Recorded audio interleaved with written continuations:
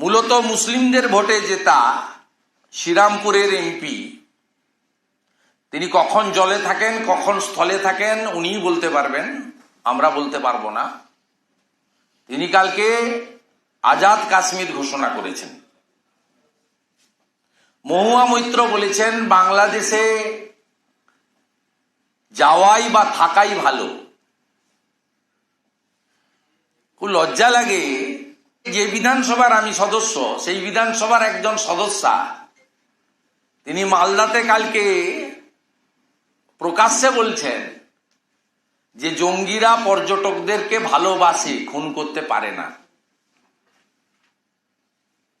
ভারতীয় জনতা পার্টি এই ধরনের সাংসদ বিধায়কদের এই আচরণকে মনে করে রাষ্ট্রবিরোধী আচরণ, জঙ্গিবাদ, বিচ্ছিন্নতাবাদী শক্তি, নিরীহ শান্তিপূর্ণ নাগরিকদের ধর্ম দেখে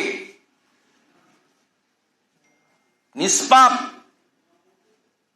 হিন্দুদেরকে যারা খুন করেছে তাদের স্ত্রী এবং পুত্র মহিলাদের সামনে তাদের সমর্থনে যারা দাঁড়ায় তারা আর যাই হোক ভারত প্রেমী হতে পারে না। আমি এদেরকে অনুরোধ করব অবিলম্বে, আপনাদের যদি বাংলাদেশ ভালো লাগে ওখানে চলে যেতে পারেন। যদিও মোল্লা ইউনুস যা, খালা মমতাও তা।